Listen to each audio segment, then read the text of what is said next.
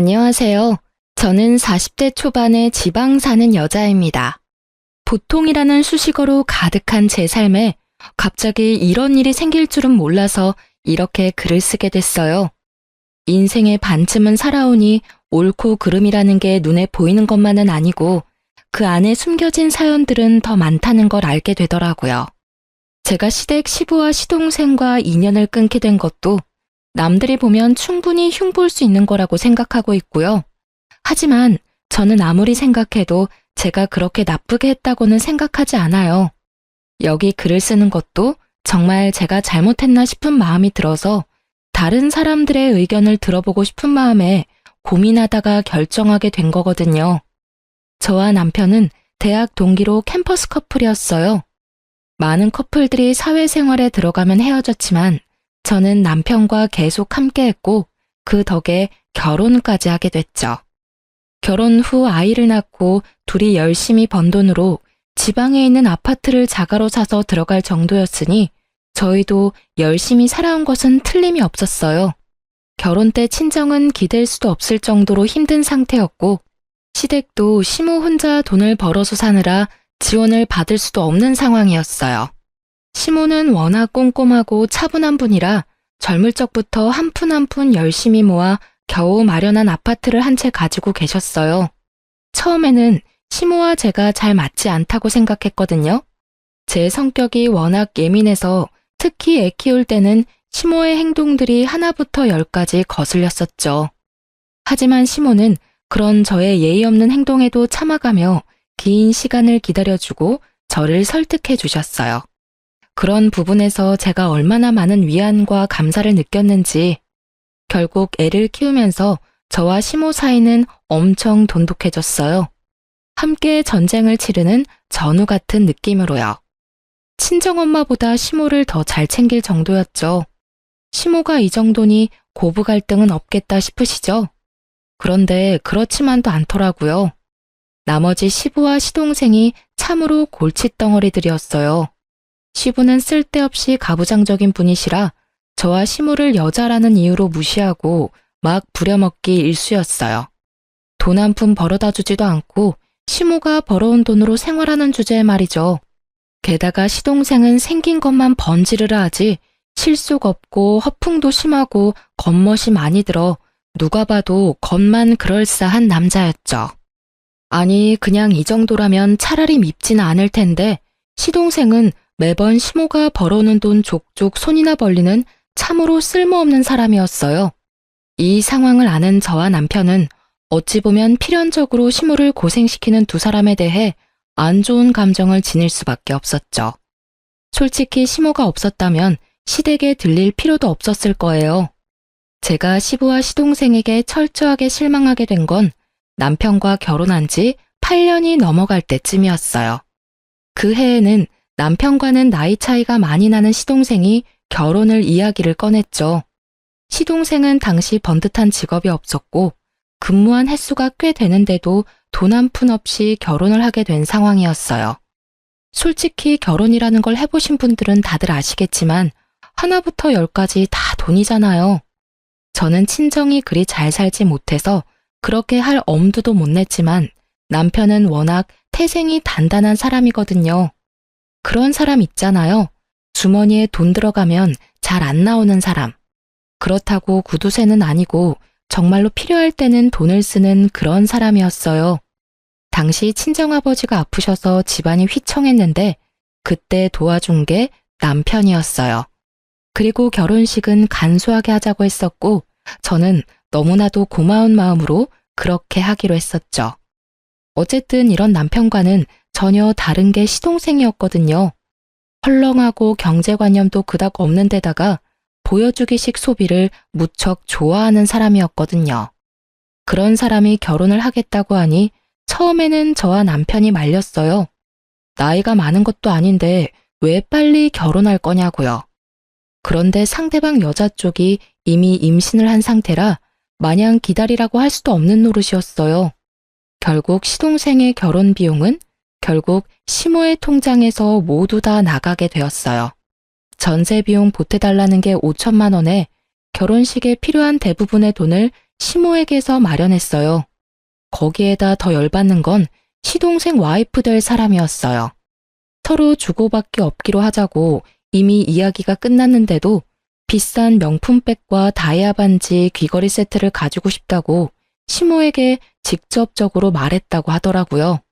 결국 그 돈까지 마련하느라 시모는 여기저기 일을 많이 다녔어요. 방판에 식당 일에 시간 날 때는 배달 일까지 진짜 온갖 일을 다 하셨거든요. 자식이 웬수라고 결국 참다 못한 저는 총대를 메고 시동생을 불렀죠. 도련님, 결혼하는 건 어쩔 수 없는데요. 좀 약소하게 치를 생각은 없어요?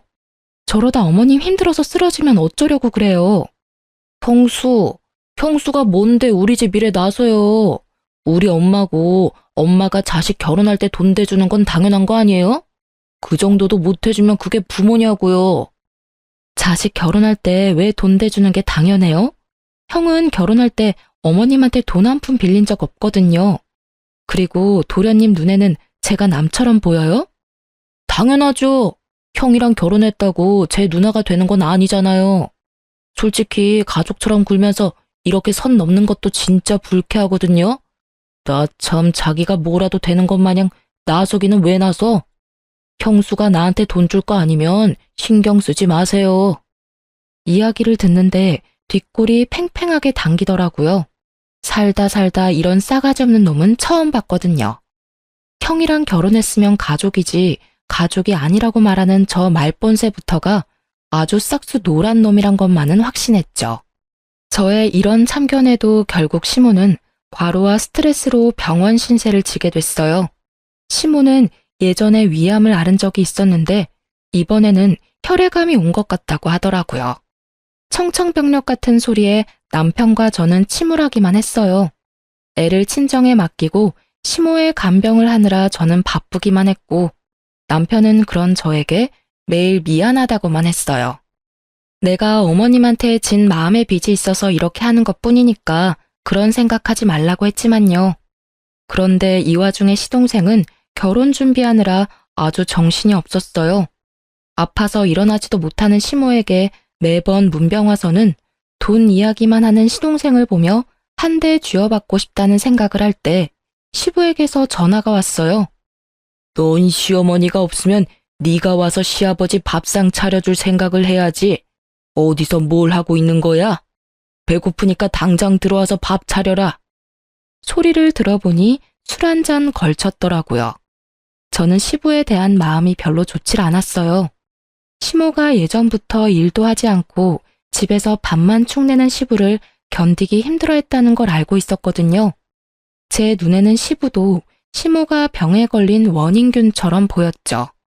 저는 시모 간병 때문에 바쁘고 갈 생각도 없으니 시부 집 근처에 있는 도시락 가게에 전화해서 도시락을 시켰어요. 그것도 제 나름의 성의였다고 생각하거든요. 못 본 척 안 한 것도 용하다고 생각하는데 시부가 전화가 왔더라고요. 너 이딴 걸 지금 밥이라고 시켰어? 이런 맛없고 성의 없는 음식을 누가 먹어? 당장 와서 밥 차려. 네가 시모가 없으니까 시아버지 머리 꼭대기까지 올라오려고 지랄 떨지. 어디 한판 해볼래? 형수, 저도 집에 있는데 와서 저랑 여자친구 밥도 좀 차려주세요. 우리 밥도 못 먹고 배고프거든요. 우리 애도 오늘 뱃속에서 배 굶고 있을 텐데. 시부 옆에서 시동생까지 이딴 소리 짓거리니 저는 열이 받아서 알겠다고 전화를 끊고 김밥 3줄을 시켜줬어요. 안 시켜준 건 아니니 알아서들 배는 채우겠죠. 김밥 도착하고 전화가 또 오더군요. 전화를 받았더니 이번에는 시동생의 역정내는 소리가 들렸어요. 그런데 이번에는 저도 가만히 안 있었어요. 형수, 지금 사람이 몇 명인데 꼴랑 김밥 3줄이에요? 그리고 임신한 사람 있는 거 뻔히 알면서 이런 음식 해주면 기분이 좋아요? 상식이 없는 거야, 정신이 없는 거야? 뭐? 상식?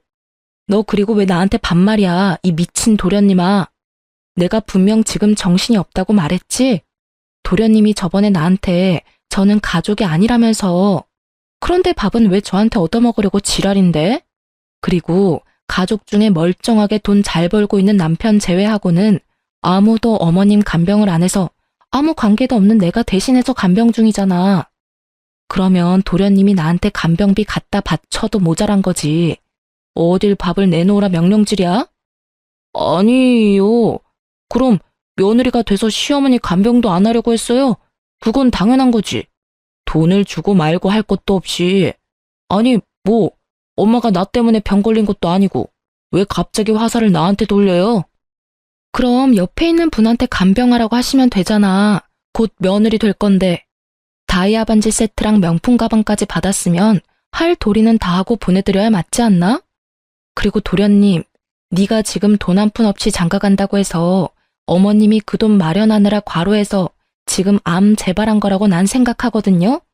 도련님이 인간으로 태어났으면 어머님한테 이러면 안 되지. 그걸 왜 저한테 화내냐고요. 밥 한 번 해달라고 했다고 완전 사람 쓰레기로 몰아버리네. 됐어요. 밥 해주기 싫으면 해주지 마요. 우리가 돈이 없는 것도 아니고. 결국 저의 지랄 같은 말에 시동생은 전화를 끊더군요. 그리고는 형한테 전화를 했었나 봐요. 물론 형님한테 한 번 더 혼났지만요. 병원에 온 남편이 이야기하더라고요. 미친놈이 너 어머니 간병하는 거 뻔히 알고도 집에 밥하러 오라고 했다는데 그게 정말이냐고요. 그래서 시부랑 쌍으로 그 지랄했다고 했더니 욕을 한 사발 더 해줄 걸 그랬다고 하더라고요. 그러면서 여전히 상태가 위중한 시모의 모습에 남편은 눈물만 흘렸죠.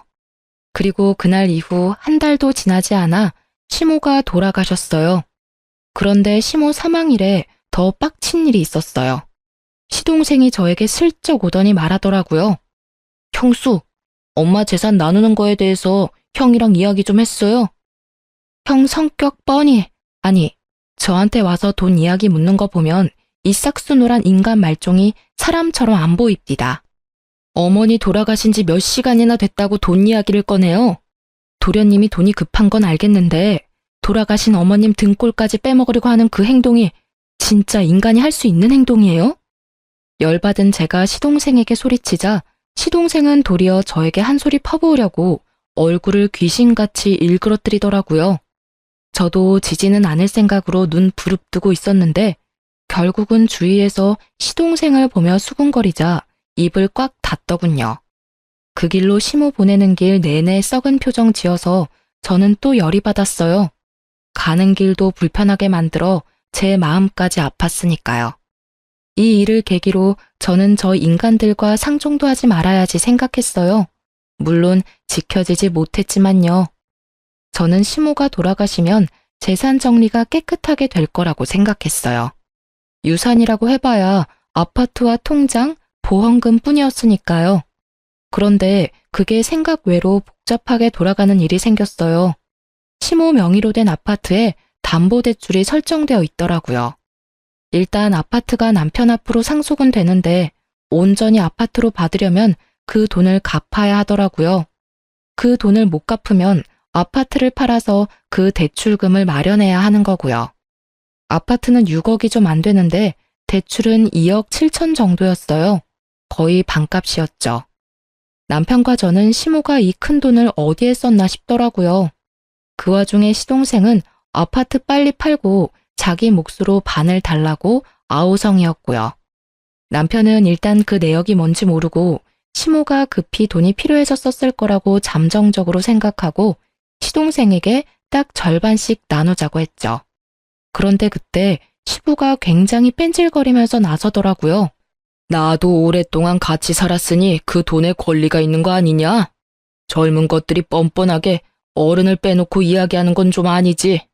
재산은 나 포함해서 셋이서 나눠야지. 시부의 그 말에 남편이 코웃음 치며 말하더라고요.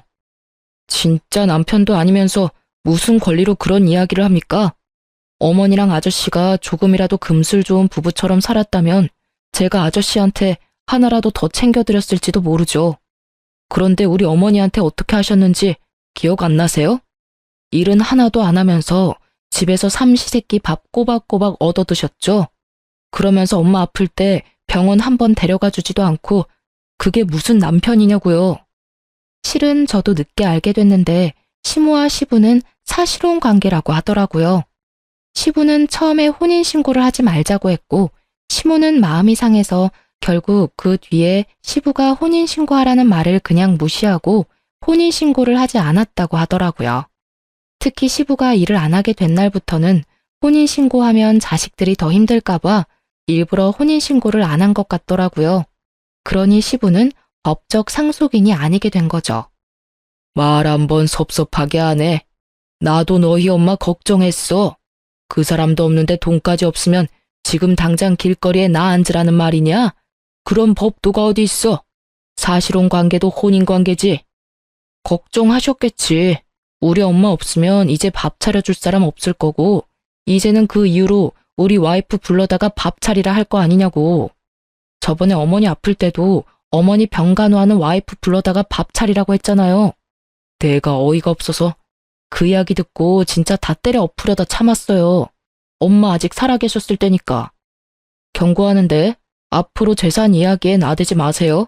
어떻게 할지는 제가 결정합니다, 아저씨. 결국 시부는 남편 말에 열받았지만 대꾸는 못했죠. 자기도 이리저리 찾아봤을 거예요. 사실혼 관계라는 것만으로는 아무것도 받을 수 있는 게 없다는 걸 알았겠죠. 시부는 남편과 대화가 통하지 않으니 시동생을 이용하려 하더군요. 며칠 뒤 부동산에서 연락이 왔어요.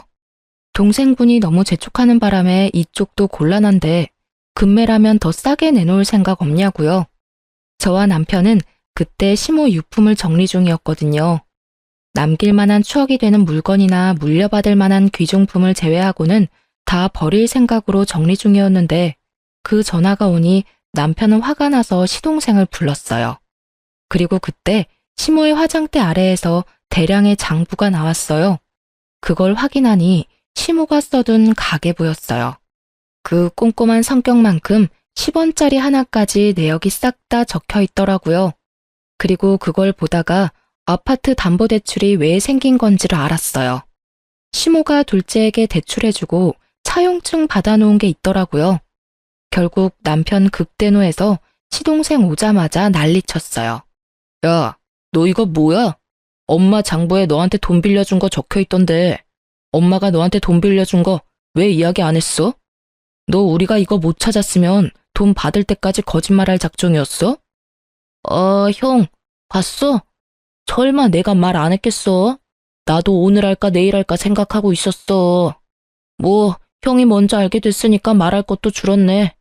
돈이 좀 필요했는데 아버지가 아파트 담보대출 받으면 된다고 가르쳐줘서 엄마한테 부탁했지. 그 이야기를 듣는 동안 남편의 흥분한 얼굴이 냉정하게 가라앉는 걸 봤어요. 아, 정말 화가 엄청 났구나 싶었죠. 그래서 제가 물었죠. 그러면 도련님, 그 대출금은 어디에 쓰신 거예요?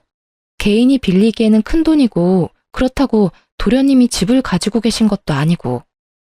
전세금마저 시모에게 빌릴 정도면 집이 없다는 생각이 들어서 물어봤는데 돌아오는 대답에 저와 남편은 벙쪘어요.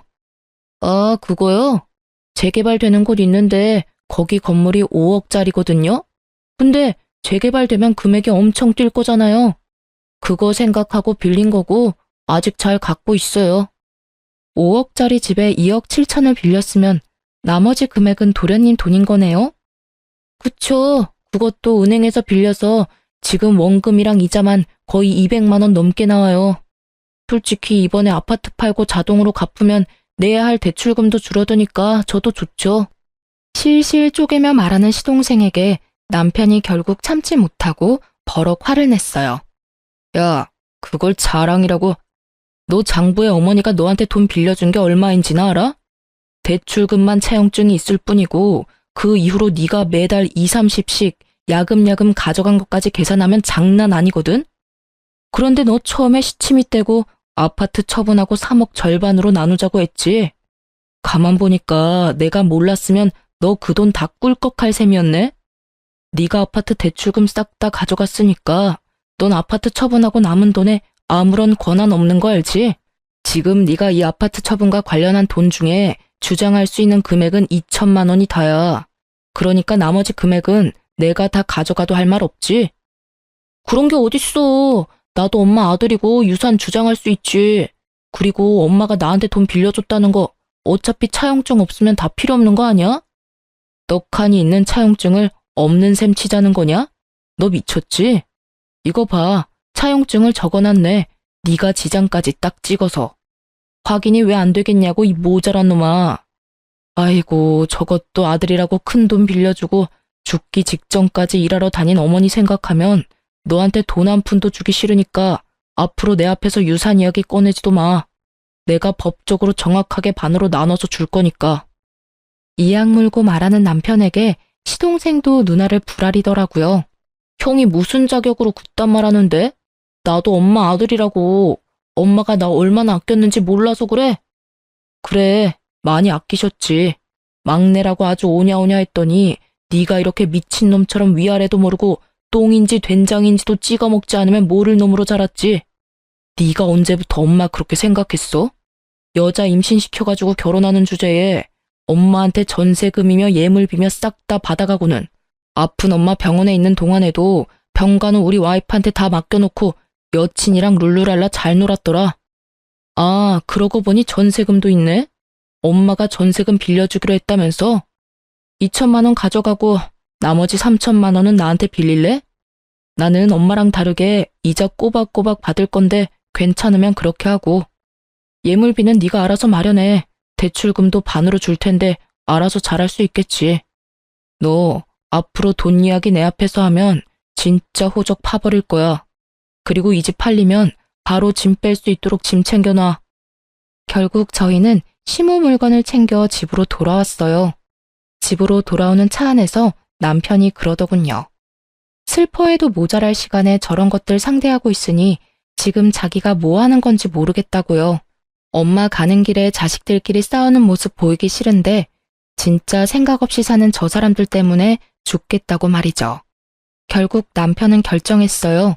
집안의 돈 정리, 관계 정리 싹 다 깨끗하게 해버리기로요. 그렇게 시모 사후에 남편은 법적으로 아무런 문제 없도록 하나부터 10까지 정리하기 시작했어요. 시모 앞으로 된 재산은 아파트와 생명보험금이 2억 정도 있더군요. 보험금이 있다는 걸 알게 된 시동생은 또 급하게 찾아와 남편에게 말하더라고요. 엄마 생명보험금은 나한테도 받을 자격 있잖아. 반은 줘야지. 나 요새 돈 없어서 힘들다고. 너 아파트 대출금 없어져서 이제 좀 살만하지 않냐? 그거만 없어도 대출금 절반으로 줄어들 텐데 왜 그렇게 앓는 소리야? 대출금 줄어든 대신에 전세금이랑 예물비 때문에 또 돈 빌렸어. 자기가 쪼들리니 계속 재촉하더라고요. 남편이 계속 재촉하니 어쩔 수 없이 보험을 확인했죠. 그런데 시모가 죽기 직전에 생명보험금 수익자를 법정 상속인에서 제 이름으로 바꿔놨더라고요. 저도 제 이름이 나오니 뜬금없이 깜짝 놀랐죠. 뭐가 잘못된 것 같아서 수익자가 언제 누구에 의해 변경되었는지 확인해봤거든요. 바로 시모가 본인 담당하는 보험 설계사를 직접 만나서 변경했다고 하더라고요. 어찌됐든 보험금 2억 원이 제 손에 들어오게 됐어요. 그 이야기를 들은 시동생이 완전 발광하더라고요. 이게 뭐예요? 왜 우리 엄마가 생판 남인 형수한테 보험금을 남기냐고요? 뭐 잘못된 거 아니에요? 아들이 둘이나 있는데 굳이 며느리로 할 필요도 없었잖아요. 이거 혹시 형수가 엄마 꼬셔서 수익자 변경한 거 아니냐고요? 엄마 옆에서 알랑방구 떨면서 들러붙어 있을 때부터 알아봤어야 하는데 너, 네 형수한테 그게 무슨 말버릇이야? 어머니 보험 설계사가 네가 돈을 마구잡이로 쓰는 바람에 어머니가 직접 수익자 변경했다더라. 네가 그렇게 못 믿겠으면 내가 보험 설계사한테 전화해서 왜 수익자가 변경됐는지 물어보자. 남편은 바로 보험 설계사에게 전화했어요. 네, 안녕하세요. 수익자 변경한 것 때문에 제 동생이 의문점이 있다고 해서 연락드렸어요. 혹시 수익자 변경을 왜 했는지 지금 말씀 좀 해주시겠어요? 아, 네네. 돌아가시기 2달 전쯤 병원을 다녀오고 나서 저를 만나자고 하셨어요. 그때 수익자를 변경했어요. 수익자를 며느리 앞으로 한다길래 제가 여쭤봤거든. 장성한 아들이 둘이나 있는데 며느리한테 변경하는 이유라도 있냐고요. 그랬더니 둘째가 씀씀이가 해프고 집 거덜낼 정도로 가져가니 보험금을 받으면 다 써버릴 거라고 하더라고요.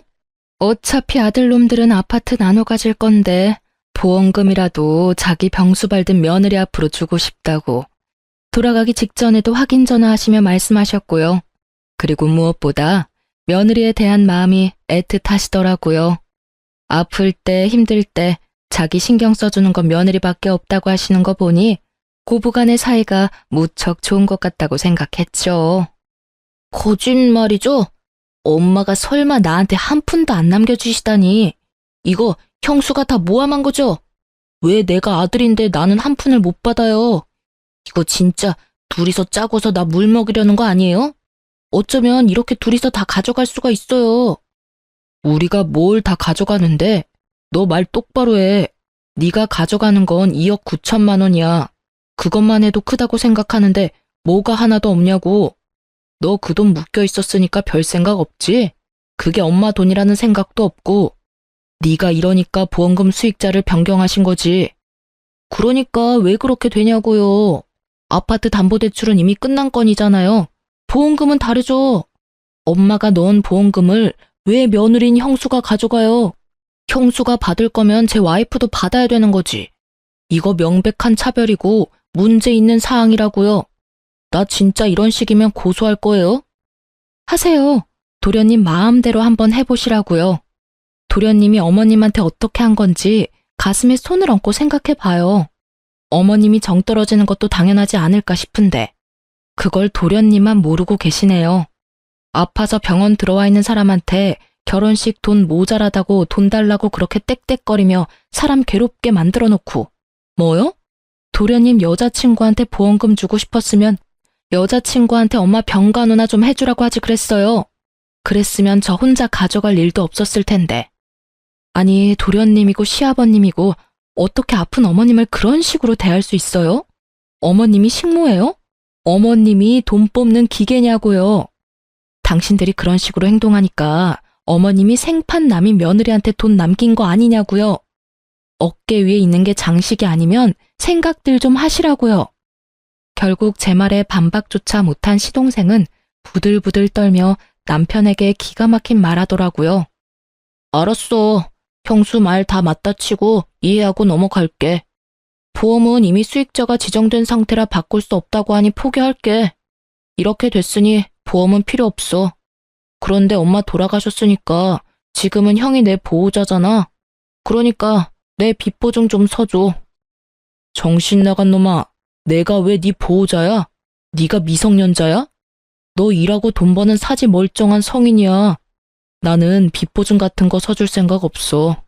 네가 평생 엄마 등골 빼먹으면서 살아서 남한테 빨대 꽂는 게 당연한 거라고 생각하는 것 같은데 나한테까지 그런 식으로 하게 두지는 않을 거야. 너도 나이 먹을 만큼 먹었으니 너 알아서 해. 다른 사람들한테 손 벌릴 생각하지 말고. 그럼 어쩌라고. 나도 곧 죽겠는데. 형이면 형답게 좀 해달라고. 이제 곧 결혼인데 나 땡전 한 푼 없어. 엄마 유산 형이랑 형수가 다 가져가게 생겼잖아. 어이가 없네. 왜 내가 다 가져가? 너도 가져갔잖아. 아파트 담보대출 빼면 안 되지. 그리고 아파트 집값 떨어져서 제값 못 받으면 너한테 돈 더 받을 거니까 그렇게 알고 있어. 그리고 우리가 그때 생각하지는 못했는데 어머니 아파트 상속받으면서 내야 하는 상속세, 증여세 같은 거는 정확히 반 나눠서 낼 거니까 그렇게 알고 있어. 네가 가져갈 돈이 있으려나 모르겠네. 세금은 다 나눠서 내야 하니까. 세금 이야기까지 꺼내니 갑자기 시동생 입이 꽉 다물어지더라고요. 거기까지는 생각도 못한 것 같더라고요.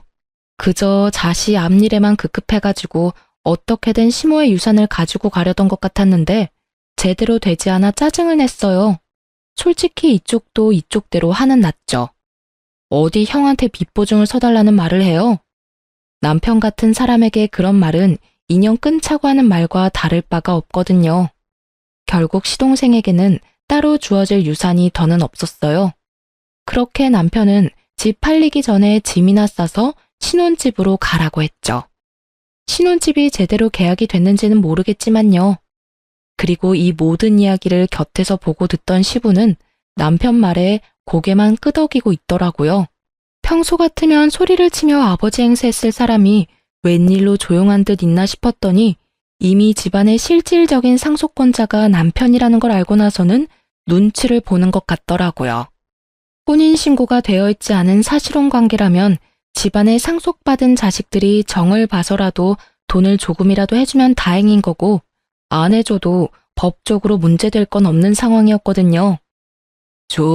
그러면 나는 이제 어디서 살아야 하냐? 너희 집에 들어가서 사는 건 안 되겠지? 그럼 너희가 돈을 조금이라도 나눠주면 내가 집 하나 얻어서 조용히 살아도 되는데 말이다. 네 엄마랑 오래 산 것도 있고 그간의 정이 있으니 나한테도 어느 정도는 줘야 되지 않겠냐? 저번에도 말했지만 아저씨가 엄마랑 살면서 뭘 해주셨는데요? 저는 처음부터 엄마랑 아저씨 같이 사는 거 반대였어요. 그리고 아저씨가 엄마랑 같이 살자마자 일 그만뒀을 때는 진짜 엄마만 아니면 쫓아내고 싶었고요. 이야기해 보세요. 엄마랑 살면서 엄마한테 잘해준 거 하나라도 있으세요? 엄마가 해주는 따뜻한 밥 얻어먹으면서 잘 살았으니 앞으로는 알아서 돈 벌어서 사세요. 남한테 빌붙어서 살아보려는 생각은 하지 마시고요. 그래도 내가 너희 엄마랑 이렇게 길게 살았는데 아무것도 없이 나가면 사람들이 너를 얼마나 모질다고 욕하겠냐. 그런 소리는 안 듣도록 해야지. 저 그런 거 신경 안 쓰는 놈이거든요. 그래도 어머니랑 산 정을 봐서라도 제가 지분해드릴게요.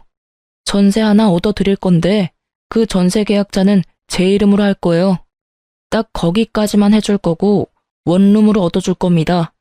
거기에 나오는 공과금은 다 아저씨가 내시고 저한테 연락 오는 순간 계약 해지하거나 종료시켜버릴 거니까 알아서 잘 내세요. 제 입장에서도 많이 양보한 거라고 생각한 건데 이것도 싫으시면 그냥 관두셔도 됩니다. 그 말에 시부가 괜히 궁시렁대더라고요. 아니, 그래도 사람 살 수 있을 정도로는 해줘야지. 그리고 너무 그렇게 빡빡하게 굴면. 싫으시면 지금 이야기하세요. 저는 어차피 아저씨도 사람들 눈도 신경 안 쓴다니까요? 그럼 하지 말까요? 아니야. 그것도 감사하게 받아야지. 그런데 나가는데 뭐 이삽이라도 좀 줘야지. 그 말에 남편이 열받아서 시부에게 소리치더라고요. 그 시간에 나가서 일자리나 알아보시라고요. 15년을 남한테 얻어먹고 사니까 이제는 아예 일도 하기 싫으세요? 아니면 이삽이 줄 테니까 집도 없던 일로 하실래요? 결국 시부는 깨갱하고는 남편에게 아무 말도 못하더라고요. 그렇게 가부장적으로 굴며 자기가 윗사람이라며 거들먹거리던 시부는 낙동강 오리알 신세가 되고 말았죠. 솔직히 이렇게 될 줄 알았어요. 처음부터 시모에게 잘해주었다면 남편은 분명히 시부를 극진히 대접해줬을 겁니다. 돈이 아무리 들어도 사이좋은 부부처럼 보이기만 했더라면, 술 먹고 매번 행패 부리고 시모를 식모처럼 부리지 않았더라면 최소한의 생계는 유지할 수 있도록 해줬겠죠. 본인 인생 지옥길에 들어선 줄도 모르고 시모 돌아가실 때까지 잘난 척 거들먹거리며 행패 부리던 시부는 결국 이렇게 인생 말년에 혼자 호래비 신세를 면치 못하게 됐어요. 게다가 그렇게 사이가 좋던 시동생도 시부를 못 본 척하는 바람에 시부는 더 괴로워하는 것 같더라고요. 자기가 뿌린 씨앗, 자기가 거둔 거죠. 결국 이때 이후로 남편은 일사천리로 상속과 관련한 일들, 시모의 사망과 관련된 일들을 모두 정리했어요. 그리고 시동생이며 시부 얼굴은 보고 싶지도 않다고 하며 이야기가 나올 때마다 치를 떨었죠. 그래도 어머니 생각이 많이 났는지 납골 땅은 자주 들르더라고요. 그렇게 조금씩 시모의 빈자리가 차츰차츰 메워질 때쯤 시동생이 매우 급한 일로 저희 집을 찾아왔더라고요. 남편이 정말 싫어하는 얼굴을 했지만 결국에는 집 안으로 들여 이야기라도 들어보자고 했어요. 형, 진짜로 좀 도와줘. 나 파산하기 일부 직전이야. 무슨 소리야? 너 아파트 처분해서 대출금 줄었잖아. 그게 아직 몇 달 지나지도 않았는데 뜬금없이 웬 파산인데? 들어봐. 내가 그때 2억 7천 주고 산 건물 기억하지? 내가 그거 진짜 정확한 정보로 산 건데 재개발 코앞에서 엎어졌어. 지금 그거 완전 허름하고 수익도 나지 않는 건물이라 사려는 사람조차 없어. 그 이야기를 듣는 남편의 미간이 찌푸려지더라고요. 이미 이야기 처음부터 남편의 심기를 건드리는 말들이 나왔거든요. 그럼 질질 끌 게 아니라 팔아야지. 헐값이라도 팔아야지. 본전 보고 판다는 생각을 하니까 대출 원금의 이자까지 아직 나가고 있는 거 아니야. 나도 그 생각했지. 팔려고 했는데 산다고 전화 온 사람들 전부 다 가격을 완전 후려쳐서 부르는 거야. 본전은 못 돼도 어느 정도 선이라는 게 있잖아. 근데 반값 이하로 부른다니까? 지금 그 건물에 들어간 대출 원금보다 싸게 부르면 내가 불이익이잖아. 그래서 팔지도 못해. 근데 너 그 건물 아파트 담보대출 자동으로 갚아지면서 대출금 반은 사라지지 않았어? 근데 왜 대출금 내느라 똥줄이 빠지는데? 내는 원금이 줄었으면 100만 원 정도가 세이브 될 건데? 그거? 사실은 그 옆에 있는 건물도 재개발된다고 해서 대출 땡겨서 샀거든. 정말 작은 건물인데 쓸만한 땅이야. 그것도 재개발이 될 줄 알았는데 안 됐더라고. 그래서 그것도 팔아야 하는데 그건 더 안 나가. 그 이야기를 듣는 저와 남편은 고개를 절레절레 저었어요. 이건 뭐 스스로 자기 무덤 연락에 파고 있으니 도와줄 수가 없겠더라고요. 솔직히 그 돈이 생활비로 나가서 빌린 돈이라면 갚아줄 생각도 있었어요. 살다 보면 그런 일도 있잖아요. 애가 생기고 갑자기 가계 지출비가 늘어나는데 모아놓은 돈은 없고, 그렇게 빌렸다면 정말 저도 도와줄 생각이 있었는데 또 재개발 환상에 빠져서 쓰러져가는 건물을 샀을 줄이야. 생각지도 못한 이유에 저는 맥이 탁 풀려버렸어요. 차라리 파산하고 개인회생을 신청하는 게 본인에게는 좋은 일이 아닐까 하는 생각도 들었을 정도였죠. 형수, 제발 나 좀 도와줘요. 어차피 형수 앞으로 엄마 보험금 나왔잖아요. 그거에다 형이 받은 아파트 처분한 돈이면 넉넉하잖아요. 한 1억? 아니, 1억 5천 정도만 빌려줘요. 저 건물 팔리면 갚아줄 테니까. 제가 왜 그 돈을 갚아줘야 해요? 그리고 어머님이 남긴 피 같은 돈, 그런 곳에 쓰고 싶지도 않아요. 아니 도대체 무슨 자격으로 어머님 목숨값을 달라고 여기 와서 돈을 빌려달라고 할 수 있어요? 그리고 저는 잊지 않았어요. 도련님이 저한테 하신 말씀요. 생판 남인 저한테 가족이 아니라고 하셨죠? 도련님이 저를 가족으로 생각하지 않았으니 저도 도련님을 가족으로 생각 안 해요. 저는 어머님이랑은 달라서 도련님한테 돈 다 줘가면서 일 해결하도록 두지는 않을 거예요. 정말로 그 딱한 사정을 어떻게든 하고 싶었다면 일단 푼돈에라도 그 건물들 팔고 그 돈으로 원금 갚은 뒤에도 힘들면 찾아와야죠. 그 건물은 있는 대로 놔두고 싶고 돈은 돈대로 쪼들리니까 누군가에게 편하게 빌리고 싶고, 그런 생각하면 어디에서도 도련님 도와줄 사람 못 찾아요. 그때 일을 아직까지 마음에 두고 있었어요? 화 풀어요. 남이라고 한 거는 그냥 화가 나서 던진 말이고, 형님 와이프면 우리 조카 엄마인데 내가 설마 형수님을 정말 남으로 생각했을 리가 없잖아요. 그리고 푼돈으로 그 건물 파는 건 절대로 말이 안 되죠. 솔직히 재개발이 엎어졌다고는 하지만 또 언제 재개발 구역에 포함될지 모르는 일이고, 재개발되고 나면 그 일대도 땅값 오를 테니까 그때까지만 잘 버티면 돈 더 벌 수 있는데, 그때까지 버틸 수 있을 만큼의 돈이 있는 사람들에게나 해당되는 일이잖아요. 지금 당장 죽고 못 살겠다며 형한테 달려오는 사람이 무슨 미래를 말하는데요? 지금 당장 도련님한테 미래가 있긴 해요. 그거 못 팔면 우리는 도와줄 생각 없어요. 그런 제 말에 시동생은 도리어 저와 남편을 이해가 안 된다는 표정으로 바라보더라고요. 본인만의 생각이 너무 확고해서 다른 사람 의견은 귀에 들어오지도 않는 중증이었어요. 너 이러는 거 네 와이프도 알아? 애도 곧 있으면 태어난다고 하지 않았어? 예정일이 다음 달인가 그랬던 것 같은데. 와이프는 얼마 전에 집 나갔어. 전셋집도 자기가 생각하는 만큼 못 가졌다고 엄청 싫어했는데 결혼식 할 때 쓸 다이아 반지 세트랑 명품백도 원하는 거 못했거든. 돈이 너무 없어서. 엄마 돌아가시고 나면 유산 나오니까 그걸로 하면 된다고 달랬는데 유산이 없었잖아. 아파트는 내 대출금에 깎여버리고. 보험금은 형수가 수익자가 돼서 한 푼도 받은 게 없으니까. 그 이야기하고 다음날 집 나갔어. 이야기를 들어보니 그 여자도 남편이 집에 돈이 좀 있다고 생각하고 시집 온 것 같더라고요. 그런데 알고 보니 완전 빈털터리에 빚만 가득하다는 걸 알고는 빚이 자기한테 넘어오기 전에 튄 걸로 보이더라고요. 솔직히 여자가 야가 빠졌다는 생각을 하기는 했는데 시동생 꼴이 저 모양이니까요. 저런 남자와 결혼하면 평생이 가시밭길 아니겠어요? 그런 여자의 선택을 야속하다 할 수도 없는 노릇이죠. 그런데 그 여자가 참으로 약삭빠르게 결혼식을 하면서 비걱거리니까 혼인신고를 안 했대요. 시동생이 무슨 사고를 쳐도 그 여자에게는 아무런 문제도 없겠죠. 참 장가 잘 갔다는 생각을 했어요. 우리는 알려주지 못하는 인생의 쓴맛을 그 여자가 알게 해주었으니 말이죠. 큰 인생 경험을 한 시동생이었지만 결국 그런 큰일에도 크게 변함은 없었습니다. 그리고 시동생의 이야기를 들은 저희는 시동생을 도와주지 않았어요. 우리가 도와주지 않더라도 그 건물들을 처분하면 살 길이 나오니까요. 그런데 결국에는 시동생이 그 돈을 다 못 갚아서 전부 경매로 넘어갔고 결국 파산 신청에 들어갔다고 하더라고요.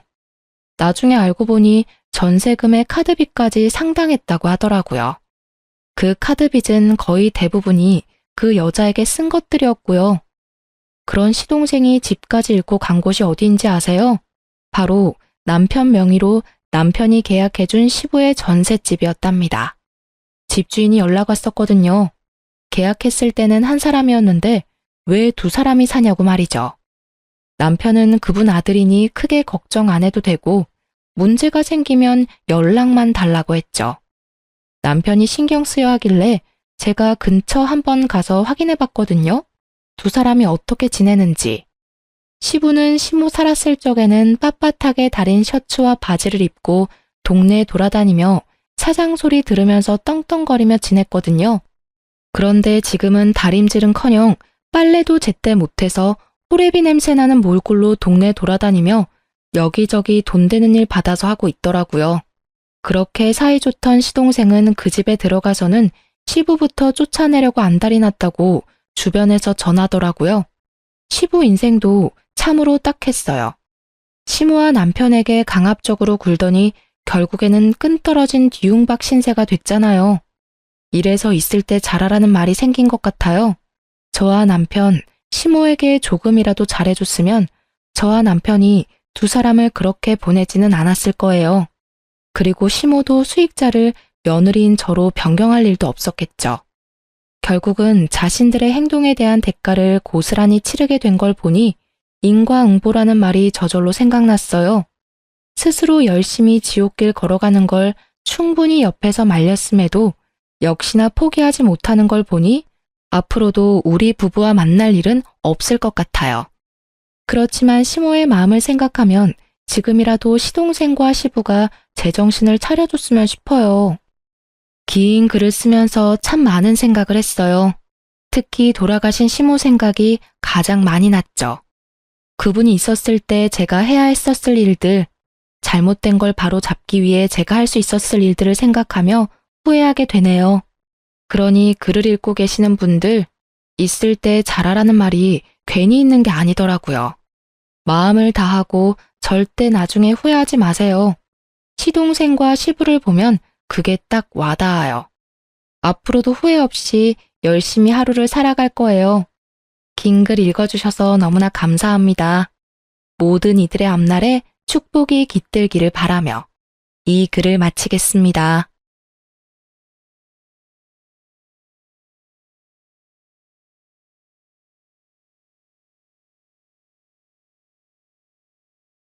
안녕하세요.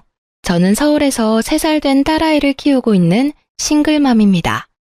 아이를 키우면서는 제 나이를 잘 안 헤아려보게 되는데 지금 가만히 생각해보니 저도 벌써 37살이네요.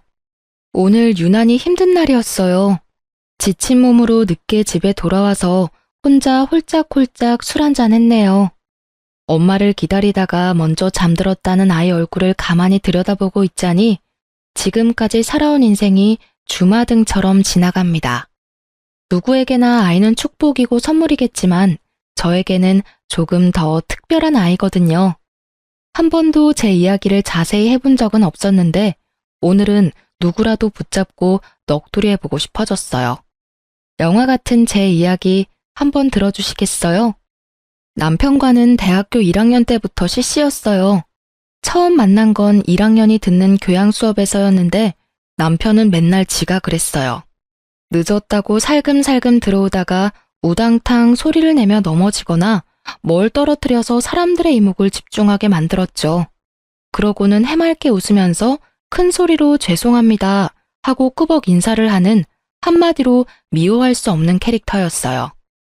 곱상한 얼굴에다 키도 큰데 백화점 브랜드의 옷을 늘 깔끔하게 입고 다녔어요. 하는 짓이 왠지 철없는 도련님 같아서 남자로는 끌리지 않았지만 입고 다닌 스타일이 너무 마음에 들어서 자꾸 눈이 가더라고요. 저는 패션 디자인과였거든요. 어릴 때부터 옷을 너무 좋아했고 틈만 나면 동대문 시장에 가서 옷 구경하는 게 취미였어요. 고등학교 때는 동대문에서 옷을 사와서 친구들에게 팔기도 했어요. 친구들 사이에 입소문이 날 정도로 장사가 잘 되어서 용돈도 쏠쏠하게 벌었죠. 그렇게 패션 디자이너의 꿈을 안고 패디과에 진학했어요. 중간고사 때 남편이 제 노트를 빌려간 것을 계기로 서로 친해졌어요. 밥 한 번 같이 먹고 커피 한 잔 같이 마시고 수업도 같이 듣고 하다 보니 자연스럽게 연인이 되었죠. 남편은 그야말로 철부지 아들 같았지만 저에게 늘 대단하다고 말해주고 제 꿈을 진심으로 응원해 주었어요. 남편의 그런 모습이 저를 충만하게 해주었던 것 같아요. 저는 대학을 졸업하자마자 대기업에 취업했지만 회사에서 하는 일은 제가 기대하는 것과는 많이 달랐어요. 정말 실망스럽고 몸도 마음도 너무 힘들었지만 얼른 돈을 모아서 제 쇼핑몰을 하겠다는 생각으로 하루하루 버티며 살았어요. 그동안 남편은 공익근무요원 복무를 마치고 졸업을 하게 되었는데 그제서야 취업 준비를 시작했어요. 제대로 된 스펙 하나 없이 2년 넘게 서류 한 번 통과한 적이 없었어요. 그런데도 여전히 해맑고 걱정이 없는 것 같더라고요. 남편의 그런 모습에 이 사람과의 미래가 그려지지 않아서 이별을 고민하고 있을 때였어요. 그날이 발렌타인데이였는데 오랜만에 좋은 데서 밥을 먹자면서 호텔에 있는 레스토랑으로 데리고 가더라고요. 그런데 그 자리에 남편의 부모님이 나와 계셨어요. 부모님을 처음 뵙는 건 아니었지만 예상하지 못한 상황이라 좀 당황스러웠죠.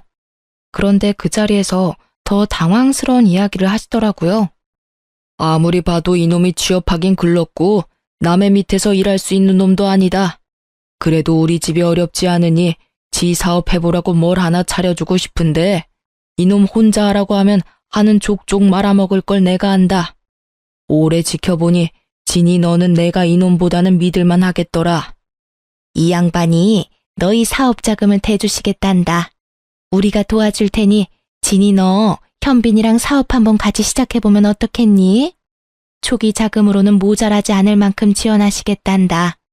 너희가 이만큼만 나왔는데 더 미룰 것 뭐가 있니? 그냥 너희 결혼해라. 예물 예단 이런 헐에 생략하고 소박하게 가족들만 모여 시골리고 현빈이 아파트에서 같이 살면서 너희 둘 사업 한번 같이 해봐라. 남편의 집안 사정을 아주 자세히 알고 있지는 못했지만 경기도 근처에 대대로 물려받은 땅이 많고 20여 년쯤 전에 그 일부가 고속도로에 유입되면서 엄청난 보상을 받았다고 하더라고요. 친구들 중에는 남편 집안의 부를 부러워하거나 시기하는 애들도 있었지만 저는 사실 경제력을 알고 사귄 것도 아니었고 그를 만나면서 그 집안의 재산이 저와 관계 있는 일이라고 생각해 본 적은 없었어요. 그런데 이 남자랑 결혼을 하면 제 브랜드를 만들고 싶었던 꿈을 이룰 수 있다고 하는데 이게 현실 같지도 않고 한동안 그냥 멍해지더라고요. 그 자리에서 제가 무슨 이야기를 하고 무엇을 먹었는지 아직도 기억이 나지 않아요. 마치 꿈을 꾼 것처럼요. 이렇게 사업을 할 수 있는 기회는 제 인생에서 두 번 다시 오지 않을 것 같아서 솔직히 붙잡고 싶긴 했는데 꼭 돈 때문에 결혼하는 것 같아 제가 너무 속물 같더라고요. 그래도 저희 부모님도 동의하시고 친한 친구들도 저를 지지해 주었어요. 너무 갑작스럽고 둘 다 아직 어리긴 하지만 너희는 가장 순수할 때 만나서 6년이나 만난 사이잖아. 그만큼 오래 연애했으니 결혼하는 게 당연하지. 그런가? 나 돈 때문에 결혼하는 거 아니겠지? 그럼 절대 돈 때문에 결혼하는 건 아니지. 이런 기회도 아무에게나 오는 게 아니야. 이런 기회를 제안받은 것도 네 복인 거야. 정말 감사하게 받아서 현빈이랑 같이 사업 잘해봐. 그 다음에 다 갚아드리면 되지. 안 그래? 그렇게 우리는 결혼하게 되었고 작은 사무실을 하나 얻어 인터넷 쇼핑몰을 시작했습니다. 고등학교 때부터 사입하던 실력으로 예쁜 디자인을 독점으로 잘 뽑아왔고 제가 직접 디자인한 자체 제작 상품들도 판매했어요. 오랜 시간 꿈꿔온 일이었기 때문에 밤낮 없이 일해도 힘든 줄 몰랐어요.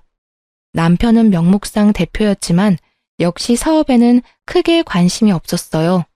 그나마 다행인 건 그래도 제가 하자는 대로 군소리 없이 따라준다는 것이었죠.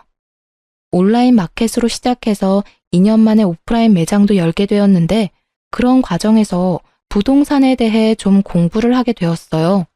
이렇게 저렇게 부동산으로 재테크를 하다 보니 작은 상가도 몇 채 얻을 수 있었죠. 자산이 늘어갈 때마다 시부모님이 주신 사업 자금부터 갚으려고 했어요. 이렇게 자산을 키울 수 있었던 것은 시부모님 덕분이라고 늘 생각하고 있었기 때문에 이자까지 더해서 몇 번이나 돌려드리려 했죠. 또 그렇게 해야 진정으로 제 사업이라고 할 수 있을 것 같았어요. 그런데 시부모님은 언제나 단호하게 거절하셨어요. 대신 부동산 자산을 아들 명의로 해달라고 하셨어요. 부동산이라는 건 아무래도 여자보다는 남자 이름으로 되어 있어야지. 여자가 주인이면 세입자도 그렇고 공인중개사도 아주 쉽게 보는 법이야. 그래, 그런 건 어른 말 들어 손해되는 거 하나 없어. 돈 갚을 필요 없고 상가 명의만 아들 이름으로 해라. 그걸로 대신해. 회사는 시부모님이 돈을 대줬으니 남편을 대표로 세웠다지만 제가 만든 부동산 자산까지 남편 명의로 하는 건 아무래도 좀 억울했어요. 그래도 초기 자금을 갚는 대신에 그렇게 해달라는데 냉정하게 거절할 수가 없더라고요. 집안에 괜한 갈등을 만들고 싶지도 않았고요. 이렇게 모든 게 순탄한 것 같던 저희에게 딱 한 가지 마음대로 되지 않는 건 바로 아이였어요. 결혼 5년 동안 피임을 하지 않았는데도 아이가 생기지 않았거든요. 임신이 안 되는 게 좀 신경이 쓰이긴 했지만 많이 걱정하거나 임신을 하기 위해 일부러 노력하지는 않았어요. 언제든 아이가 찾아오면 기쁘게 낳을 생각이었지만 둘 다 나이가 젊었고 무엇보다 저는 아직까지 사업에 더 욕심이 있었기 때문에 임신 자체가 그렇게 급하진 않았거든요. 그런데 시가에서는 제가 30살이 되는 해부터 임신에 대해 엄청 걱정하셨어요. 시어머니는 저만 보면 임신 이야기를 하셨고 시아버지는 외손주는 남의 자식이고 친손주가 있어야 집안의 대가 끊기지 않는다는 것을 늘 강조하셨어요. 너무 듣기 싫은 이야기였지만 옛날 분들이니까 그런가 보다 하고 그냥 넘기곤 했는데 진짜 짜증나는 건 손이 신우였어요. 신우는 원래 은행에 다녔는데 출산하고 나서 육아를 위해 그만두었대요. 아이가 어느 정도 큰 다음부터는 다시 일을 하고 싶은데 재취업이 쉽지 않아 스트레스를 적잖이 받은 모양이에요. 그래서 시부모님이 작은 카페를 하나 차려주었는데 직원을 두고 운영은 하고 있지만 본인이 그렇게 애정을 갖고 있는 것 같지는 않았어요. 제가 보기에는 카페에서 일하는 것보다 뭔가 더 폼나는 일을 하고 싶은 것 같더라고요. 카페 일은 꼭 막노동 같다면서 자신이 이런 일이나 하고 있을 인물이 아닌데 출산한 것이 억울하다고 해요. 그러면서도 저만 보면 그렇게 임신하라고 난리였어요. 아이가 주는 행복이 얼마나 큰지 옳게는 모를 거야. 아이를 낳아야 진정한 어른이 되는 거라고. 아유, 나는 아이 안 낳아본 여자들하고는 말이 안 통해서 좀 답답해. 옳게. 1살이라도 어릴 때 애 가져야 돼. 나이 들어서 임신하면 기형아 확률이 더 높아지는 건 알지? 네, 저도 아이 생기면 낳을 거예요. 아이도 좋아하고요. 그러니까 하루라도 빨리 가질 생각을 해야지. 그러다 진짜 큰일 난다. 네, 제가 잘 알아서 할게요. 그러던 어느 날이었어요. 며칠째 감기 기운도 있고 컨디션이 영 좋지 않았는데 어쩐지 평소에 감기 걸린 것과는 뭔가 다르더라고요. 기분이 이상해서 혼자 임신 테스트기를 사서 해보았더니 선명하게 2줄이 나왔어요. 병원에 가보니 임신 5주 차라더군요. 그런데 얼마 안 있다가 갑자기 피가 쏟아지면서 자연유산이 되었어요. 병원에서도 임신 초기 자연유산은 매우 흔한 일이고 특별한 원인이 있는 것은 아니라고 하는데 시부모님과 신우는 다들 제가 조심하지 않아서 유산했다며 제 탓이라고 몰아댔어요. 몸도 마음도 가장 상처가 큰 것은 저였는데 말이죠. 급기야 시가에서는 저에게 사업에서 손을 떼라고 요구했어요. 진이야, 내가 아무리 생각해도 이게 아닌 것 같다. 너 매일 늦게까지 일한다고 스트레스 받으니 임신이 될 수가 있겠니? 어렵게 생긴 아이도 그렇게 쉽게 떨어지는 거 봐라. 임신도 다 때가 있는데 너 이참에 그냥 일 그만해라. 네? 어머니, 일을 그만두다뇨. 제가 일을 안 한다고 바로 임신이 되리라는 보장은 없어요. 이제 시험관을 해야지. 5년을 기다렸는데 임신이 안 됐으면 더 말할 것도 없어. 당장 일 그만두고 바로 시험관 해. 여자의 인생은 그저 애 낳고 잘 키우는 게 최고야. 어머니, 이 사업은 저한테 그렇게 쉽게 그만둘 수 있는 일이 아니에요. 제가 저 바닥부터 하나하나 차곡차곡 쌓아 올린 회사인데요. 또 지금 너무 잘 되고 있는데 이걸 어떻게 접어요? 아이, 그럼 이렇게 잘 되는 사업을 그냥 접기는 너무 아깝지. 그러니까 올케가 임신하고 애 키우는 동안 내가 그거 맡아서 잘해볼게. 그냥 접는 것보다 나한테 맡기는 게 훨씬 낫지. 올케 임신 여기서 더 늦어지면 진짜 큰일 난다. 진짜 기형아라도 나오면 어쩌려고 그래. 그래, 회사는 네 형님이 알아서 잘할 거다. 얘도 보통이 아니거든. 너만큼 잘해낼 거다. 그러니까 회사는 걱정 말고 너는 시험관에서 임신할 생각이나 해. 늦게 임신하고 애 키우면 너 몸만 축난다. 늙어서 엄청 고생해. 이게 다 너를 위한 일이야. 가족들이 이렇게 한마음으로 너를 위해 다 도와주겠다고 발벗고 나서는데 너무 고마운 일 아니니? 진이야, 넌 진짜 복도 많다. 이런 시댁이 또 어디 있니?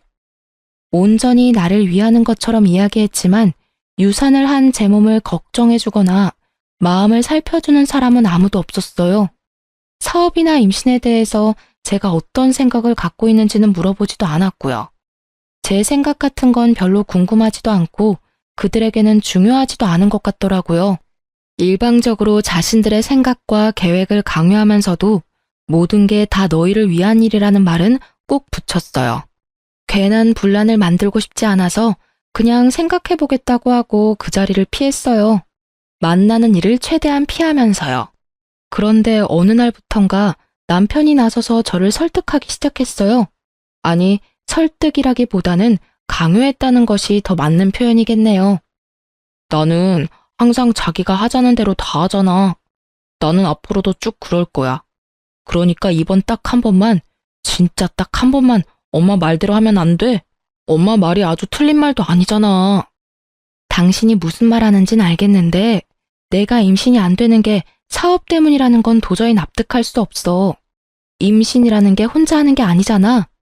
우리 왜 임신이 안 되는지, 뭐가 문제인지 검사를 한번 받아보자. 그런 다음 시험관을 하든 뭘 하든 결정해도 되잖아. 그런데 다짜고짜 일을 그만두고 내 자리를 형님한테 넘기라는 건 말이 안 돼. 아니, 어차피 임신하면 일을 못하니까. 임신하면 왜 일을 못해? 그럼 우리나라에 일하는 여자들은 다 임신 못하니?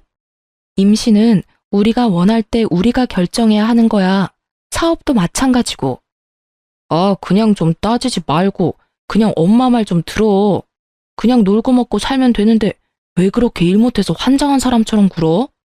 엄마랑 누나랑 돌아가면서 맨날 나한테 전화해. 아주 지겨워 죽겠어. 아빠는 우리 집 대 끊길까봐 잠이 안 온대. 그놈의 대가 뭔지. 요즘 세상에 대가 끊긴 애 만회하는 게 말이 안 되잖아요.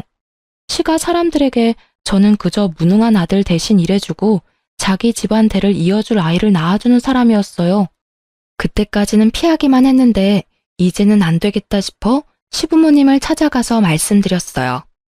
어머니, 저는 당연히 아이를 낳을 생각이긴 하지만 지금 당장 시험관을 하고 싶지 않아요. 먼저 왜 임신이 되지 않는지 남편과 함께 검사는 받아볼게요. 제가 아니라 남편에게도 문제가 있을 수 있잖아요. 요즘 남성 난임도 많다고 해요. 아니 얘, 우리 현빈이가 무슨 문제가 있다고 그래? 멀쩡한 애를 얘가 병신을 만드네. 임신이 남자 탓이 어딨니? 다 네가 일한다고 몸을 제대로 관리하지 않아서 임신이 안 되는 거지. 임신을 혼자 하는 것도 아니고 몸 관리는 저보다 현빈이가 더 안 하는 거 아시잖아요. 그건 검사 받아보면 알겠죠. 그리고 저에게는 지금 아이보다 사업이 더 중요해요. 물론 부모님이 도와주셨지만 제가 첫 삽부터 하나하나 제 손으로 쌓아올린 그야말로 제 자식 같은 회사입니다. 대표는 제가 아니지만 제가 다 키운 회사예요. 저는 그만둘 생각도 없고 형님에게 맡길 생각은 더더군다나 없습니다. 진작에 했어야 하는 일이지만 이참에 대표이사도 저로 바꿀 생각입니다. 뭐가 어쩌고? 참, 기가 차서 말이 안 나온다. 어쩜 이렇게 눈을 똑바로 뜨고 따박따박. 내가 나조차고 이런 소리 하는 거니? 다 너희들 좋으라고 하는 소리지? 됐다. 네 생각 아주 잘 알았다. 너 아주 잘났구나. 여자가 대표인 회사가 잘 돌아가겠다. 잘난 너희들 꼴도 보기 싫다. 앞으로 우리 집에 오지 마라. 시어머니는 기가 막힌다며 부들부들 떠시고 시아버지는 한마디도 안 하시다가 자리를 박차고 나가버리셨어요. 그전까지는 제가 한 번도 시부모님께 맞선 적이 없었어요. 충분한 초기 자금을 지원해 주셨다는 것 때문에 그분들에게는 저는 항상 빚을 진 기분이었거든요. 늘 고분고분하던 제가 이렇게 반기를 드니 당황하셨겠죠. 그날 이후 시가와는 물론 남편과도 사이가 좀 어색해졌어요. 신우는 하루에도 몇 번씩 전화를 했고요. 물론 잘 받지 않았어요. 전화를 받지 않으면 카톡으로 엄청나게 화를 쏟아냈어요. 뭐 읽기는 했지만 답을 하지는 않았죠. 시가 식구들과 잘 만나지 않으니 소화도 잘 되고 은근히 편하더라고요. 남편하고도 좀 대면대면해지면서 대화도 잘 안 하게 되었는데 남편은 친구들과 술 마신다며 안 들어오는 날이 점점 더 많아졌어요. 저는 저대로 사업에 더 몰두했죠. 좀 더 사업을 확장하기 위해 사람도 많이 만나고 공부도 했어요. 그러던 어느 날 남편이 회사로 꽃을 보냈더라고요. 미안하다는 장문의 편지와 함께요. 길에서 자객을 봤는데 제가 생각났대요. 제가 제일 좋아하는 꽃이거든요. 편지에는 여전히 사랑하고 존경한다는 말과 함께 주소가 하나 적혀 있었어요. 오랜만에 같이 저녁을 먹고 싶다면서요. 편지를 읽고 펑펑 울었어요. 그래도 고마운 분들이고 내가 사랑하는 사람인데 너무 제 생각만 한 것 같아서 미안한 마음이 들었어요. 그날 이후 저희는 다시 가까워졌어요. 남편이 저에게 애를 많이 쓰더라고요. 특히 지나가다가 생각났다면서 선물을 많이 해주었어요. 명품 가방이나 액세서리 같은 걸요. 또 친구들과 발리로 서핑 여행을 다녀오더니 저와 같이 가고 싶다고 휴가를 내서 여행을 가자고 하더라고요. 거기 너무 로맨틱하더라. 남자놈들하고는 바에서 술 마시고 서핑하는 것밖에 안 했지만 자기랑 같이 가면 수영도 하고 마사지도 받고 시장도 가고 너무 재밌게 보낼 수 있을 것 같아. 그동안 촬영만 하러 갔지 제대로 놀러 간 적은 없었잖아. 일은 잠깐 놓고 나랑 실컷 놀다 오자. 자기한테도 일 생각 안 하는 그런 시간이 필요해. 그렇긴 한데 곧 샘플 나와서 엄청 바빠질 텐데 그래도 될까? 딱 3일인데 뭐. 3일 동안 자기 없다고 회사 안 돌아가면 우리 회사 크게 잘못된 거야. 가끔 사장이 없고 그래야 직원들도 숨통이 트이지. 안 그래? 정말 그동안 신상품 촬영을 하거나 물건 구매를 하러 간 적은 있어도 여행을 위해서 어딜 가본 적은 없었어요. 그렇게 남편이 강제로 끌고 가다시피 해서 3박 4일 동안 일 생각 하나도 안 하고 정말 놀다만 왔어요. 문득 남편이 갑자기 이렇게 잘해주는 게 좀 이상하다 싶은 생각이 들기도 했지만 어쨌든 그 순간만큼은 너무 행복했어요. 이제 시부모님한테도 내가 더 잘해야겠다 싶고 회사 대표 바꾸는 것도 그냥 두기로 마음먹었어요. 행복은 그렇게 오래가지 않았어요. 돌아오는 길에 공항 세관에서 가방 검사를 받았는데 남편 가방에 제가 산 것들과 똑같은 것이 하나씩 더 들어있었어요. 면세점에서 산 팔찌도 똑같은 것이 하나, 현지에서 산 화장품도 하나, 시장에서 스타일이 독특해서 사온 원피스도 똑같은 것을 샀더라고요. 이게 뭐야? 왜 똑같은 걸 샀어? 아니, 그런데 언제 샀어? 자기야, 그러니까 내가 이거 설명해 줄게. 이거 누나 주려고 산 거야. 누나가 자기한테 좀 화가 많이 났더라고. 내가 풀어주려고.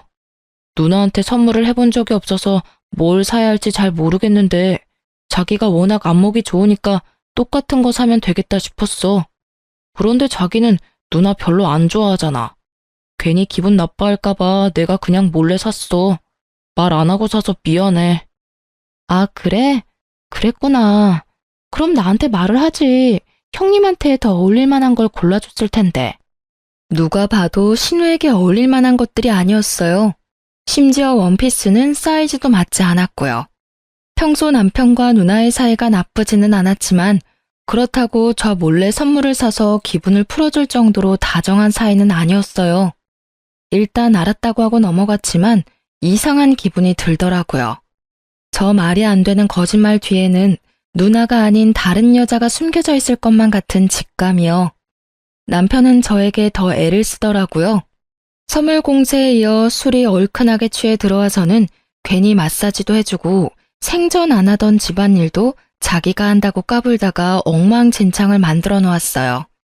이런 남편의 노력이 어쩐지 순수하게 느껴지지 않았어요.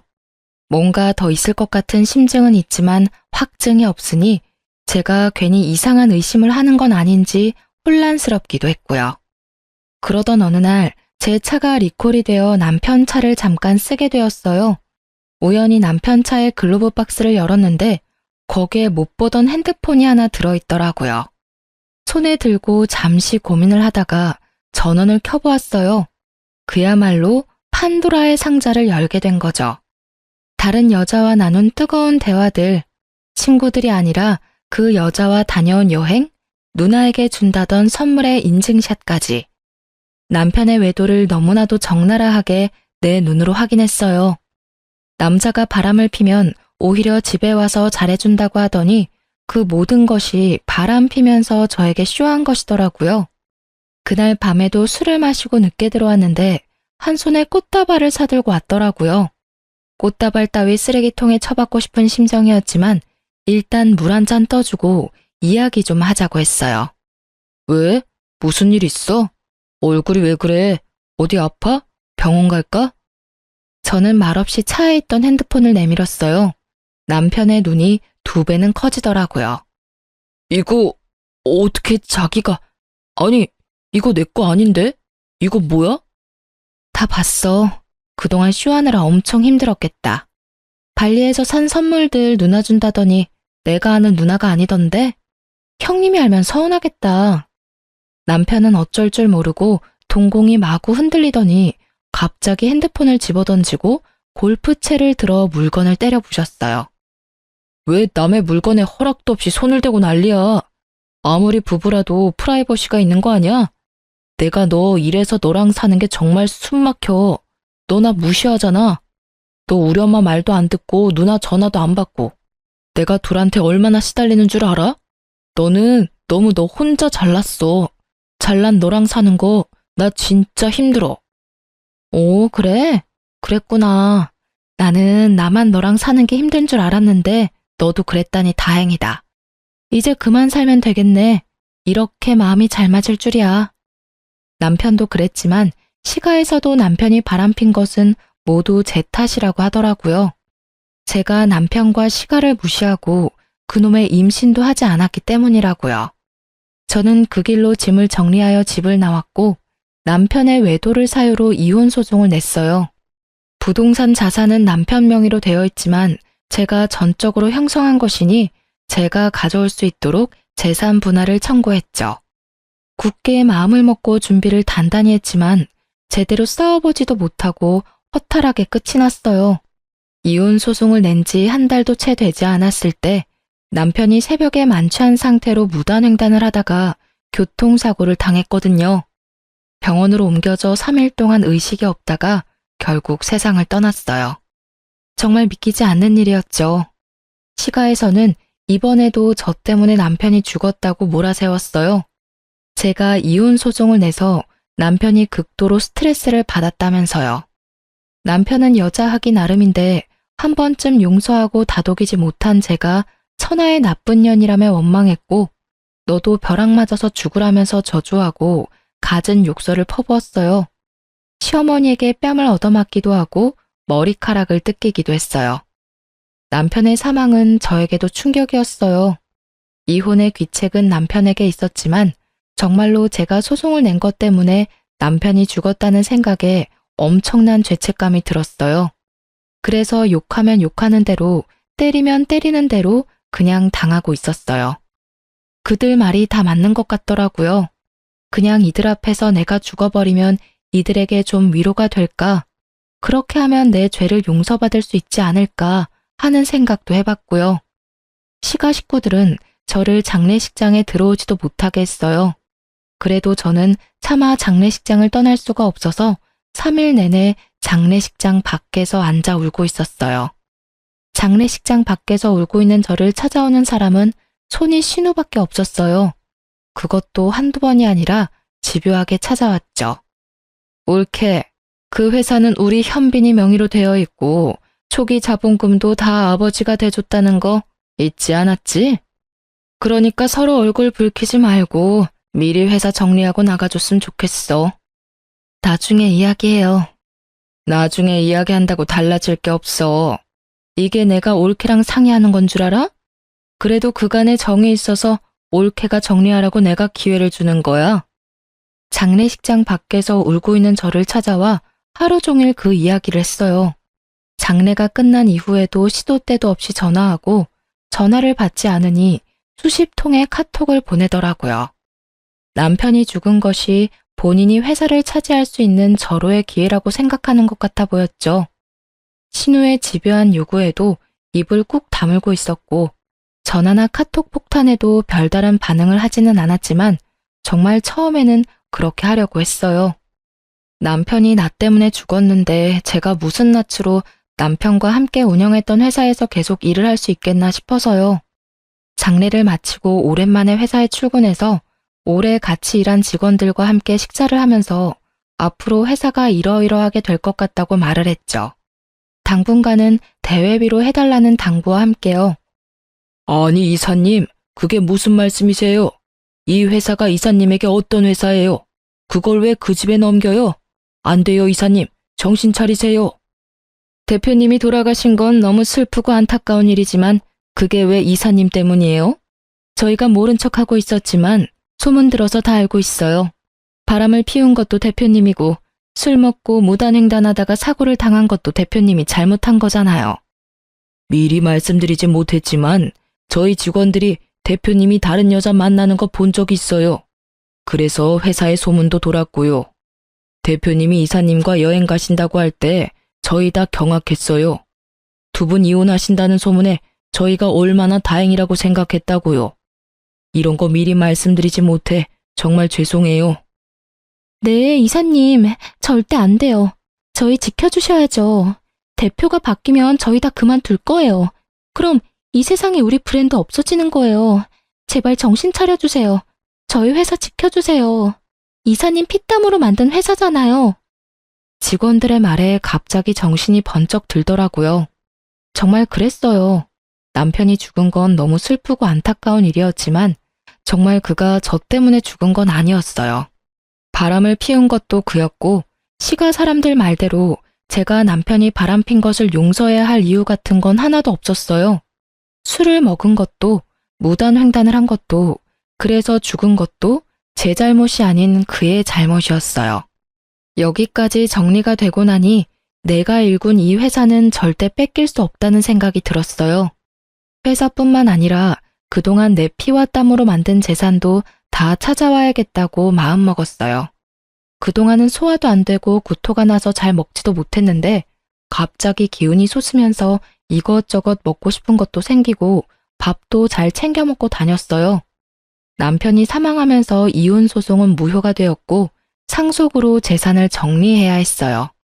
우리 부부는 아이가 없었기 때문에 저와 시부모님이 남편의 재산을 공동으로 상속받는 상황이 되었죠. 법적으로 시부모가 각각 1이고 저는 1.5가 되어서 결과적으로는 시부모가 더 많이 가져가는 모양새가 되더라고요. 상속의 규모도 그렇지만 어떤 것을 나눌 것인가도 신중해야 했어요. 자칫 잘못하면 상속세 폭탄만 맞게 되고 제 손에 쥐어지는 것이 없겠더라고요. 어찌된 영문인지 남편의 재산을 정리하는 와중에 저는 모르고 있었던 재산이 꽤 나타났어요. 알고 보니 시아버지가 세금을 피해보려는 목적으로 남편 이름으로 된 계좌를 만들어 적지 않은 현금을 넣어두었어요. 또 시부모가 신우에게 차려준 카페도 남편의 명의로 되어 있었어요. 부동산은 남자 명의로 되어 있어야 한다는 것이 시아버지의 신념인데 본인 이름으로 하자니 세금이 걸리고 사위는 남의 자식이니 못마땅하고 자기 자식인 아들 이름을 걸어둔 모양이에요. 이 재산들은 현빈이도 잘 몰랐던 내 재산이다.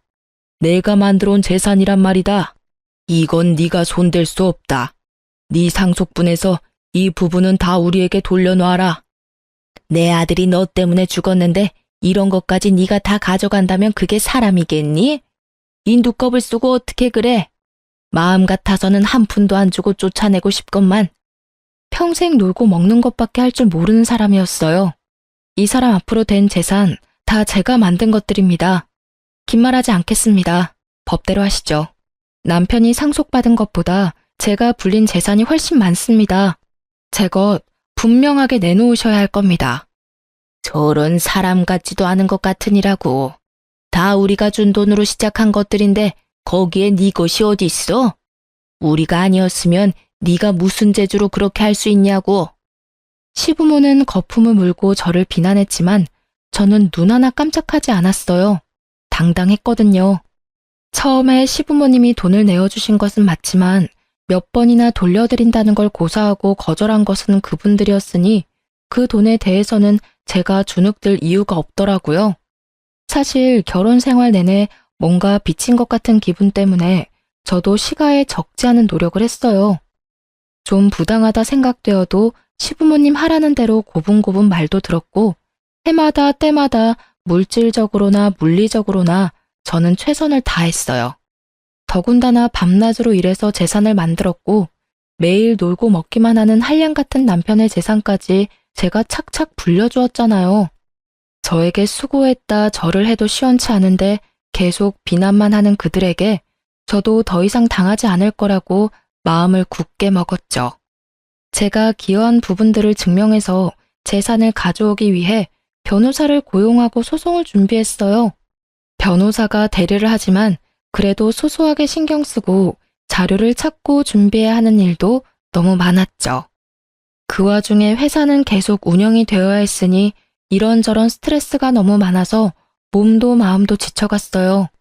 회사 하나만 지키고 나머지는 다 포기하고 싶은 생각이 들다가도 욕먹고 머리채 잡히고 얻어맞고 있던 순간들을 생각하면 바늘 쌈지 하나라도 더 빼앗아 오고 싶은 오기가 생기더라고요. 그야말로 악으로 깡으로 버텨가던 어느 날, 그날따라 유난히 피곤해서 아침에 일어나기가 너무 힘들었어요. 그래도 억지로 몸을 일으켜 회사에 출근한 것까지는 기억나는데 나중에 들어보니 제가 사무실 앞에서 쓰러졌다고 하더라고요. 직원들이 구급차를 불러 응급실로 옮겼다고 해요. 응급실에서 눈을 떠서 이게 무슨 상황인지도 파악이 잘 안 되는 와중에 의사에게 또 엄청난 이야기를 듣게 되었죠. 환자분, 이제 정신이 좀 드시나요? 임신 중이셔서 저희가 바로 약을 쓰지는 못했습니다. 큰 이상이 있는 건 아니고 과로로 의식을 잠시 잃으신 거라 수액 처치를 해드렸습니다. 나머지 수액 다 맞으실 때까지 좀 쉬시면 회복되실 겁니다. 다행히 아기에게는 전혀 지장이 없습니다. 그래도 임신 중에는 너무 과로하지 않으셔야 해요. 네? 지금 뭐라고? 아기? 임신이요? 제가 임신을 했다고요? 아니, 임신한 걸 지금까지 모르셨어요? 아이가 꽤 많이 컸던데요. 입덧도 있고 컨디션이 아무래도 달랐을 텐데요. 암튼 곧 산부인과 선생님 내려오실 거예요. 초음파 확인하시고 말씀도 들어보세요. 벌써 15주 정도가 되었다네요. 대충 따져보니 남편과 사이가 좋아졌을 때 생긴 아이였어요. 그동안 몸이 피곤하고 스트레스가 많아서 소화도 안 되고 입맛이 없는 줄만 알았어요. 평소에는 잘 먹지도 않던 복숭아가 먹고 싶어서 백화점을 2군데나 찾아다닌 날도 있었는데 그것도 스트레스 때문이라고만 생각했어요. 그러고 보니 허리선이 좀 둥실해지기도 한 것 같고 생리도 안 한 지 오래된 것 같은데 그동안은 정말 이것저것 신경 쓰고 여기저기 쫓아다니느라 저에게 관심을 두지 못했거든요. 몸 안팎으로 일어나는 변화에 대해서 미처 알아차리지 못했어요. 처음에는 정말 하늘이 무너지는 기분이었어요. 아이라니. 그동안 그렇게 기다리고 원할 때는 생기지도 않더니 왜 지금 이 시점에 아이가 생겼을까 싶어 하늘이 원망스러웠어요. 더군다나 남편은 죽었는데 아빠 없는 아이를 혼자 키운다는 게 자신도 없고 막막하기만 하더라고요. 아이는 이미 많이 큰 상태라 낙태도 어려운 상황이었고요. 처음으로 회사에 긴 휴가를 내고 며칠 밤낮을 집에서 울기만 했어요. 그날도 밤새 울다 지쳐서 늦게까지 침대에 누워 있었어요. 갑자기 제 배에서 뭔가 움직이는 느낌이 들더라고요. 잠옷을 걷고 가만히 배를 살펴보니 한 번씩 볼록볼록 튀어나오기도 하고 또 부르르 떨리기도 했어요. 그게 태동이더라고요. 아, 그때의 기분이란 정말 말로 표현할 수가 없었어요. 너무 신기하기도 하고 귀엽기도 하고.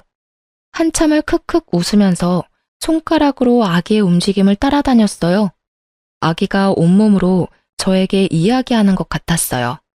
엄마, 나 여기 있다고. 엄마랑 잘 살고 싶다고.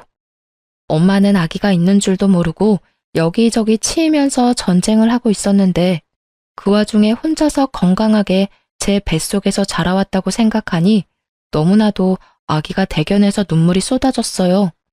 지금까지보다 더 큰 소리로 엉엉 목 놓아 울었어요. 아기에게는 한없이 부끄러운 못난 엄마였지만 저 배꼽 아래서부터 단단하게 힘이 들어왔어요. 이제 더 이상 울지 않아도 될 것 같았어요. 세상에서 제일 강한 사람이 된 것 같았거든요. 우리 아기, 엄마에게 와줘서 고마워. 엄마가 널 지켜줄게. 엄마랑 행복하게 살자. 라고 속으로 다짐했죠. 뱃속의 아이는 딸이었어요. 우리 딸의 존재가 밝혀지면서 거짓말처럼 그 복잡한 싸움들이 다 해결되었어요.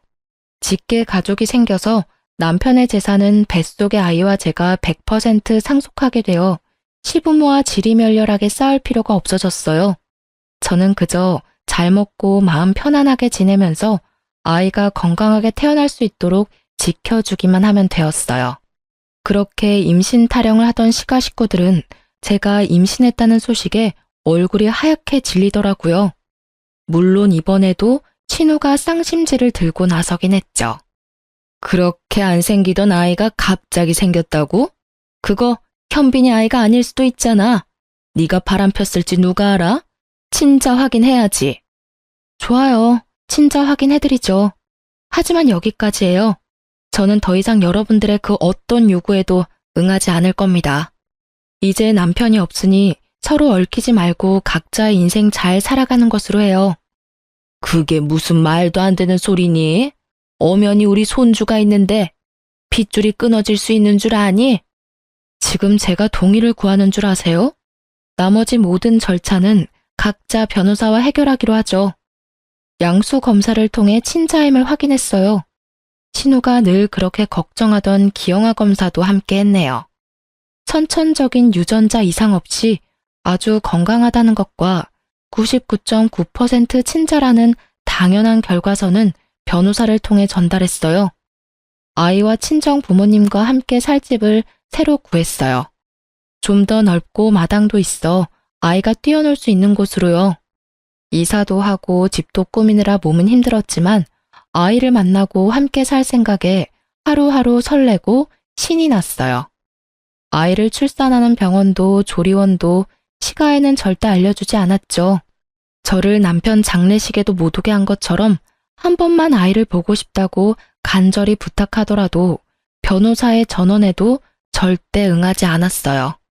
어차피 남편이 없으면 남인 사람들인데 더 보고 살 이유가 있나요? 아, 남편 명의로 되어 있던 신우의 카페는 법에 따라 제가 상속받았고 바로 팔아 처분한 다음 상속세 내는데 보태었어요. 크진 않아도 목이 좋은 상가라서 값은 제대로 받았네요. 우리 딸은 저를 닮아서 건강하고 아주 똘똘하답니다. 아이가 커가는 게 너무 아쉽고 아까운데 벌써 3살이 되었어요. 밥도 잘 먹고 말도 얼마나 잘하는지 하루 종일 아이가 종알대는 소리가 끊이지 않는답니다. 덕분에 어른들의 얼굴에는 항상 웃음꽃이 피어있죠. 저희 회사에는 아동복 라인이 새로 런칭되었어요. 딸을 생각하며 제가 직접 만드는 옷이니만큼 시장에서도 반응이 아주 좋답니다. 디자이너 딸답게 패션에 민감하고 까다로워서 신제품을 출시하기 전에는 꼭 딸에게 승인을 받아야 해요. 그러다 보니 저희 회사에서 제일 공을 들이고 있는 것이 아동복이 되었답니다. 이렇게 최선을 다해 키우고 있지만 한 번씩 아빠가 없는 것에 대해 아이가 어떻게 받아들이게 될지를 생각하면 가슴이 먹먹해지곤 한답니다. 아이가 어린이집을 다니기 시작하면서 아빠에 대해 물어볼 때가 많아졌거든요. 처음에는 아빠가 뭐냐고 물어보더니 그 다음부터는 우리 집은 왜 아빠가 없는지, 아빠가 어디 갔는지, 아빠는 어떻게 생겼는지 등등 물어보더라고요. 아빠는 하늘나라에 있는데 거긴 멋있고 좋은 사람들이 가는 곳이라고, 거기서 언제나 우리를 지켜보고 있다고 이야기해 주었어요. 아빠의 사진도 보여주고 결혼식 비디오도 보여주었어요. 아이가 커가면서 아빠의 죽음과 우리 집의 상황을 건강하게 이해하고 받아들일 수 있도록 도와주는 것이 저의 숙제겠죠. 그래도 정말 우리 딸은요, 열심히 살아온 저에게 하늘이 준 선물이에요. 남편에 대해서는 아직도 분노와 원망이 더 크고 남편의 부재가 너무 크게 느껴져서 뼛속까지 외로운 날도 있지만 우리 딸은 그가 마지막으로 저에게 준 선물이라고 생각하고 있어요. 그가 준 수많은 선물 중에서 제일 마음에 드는 소중한 선물이요. 우리 딸 진짜 저에게 특별한 아이죠?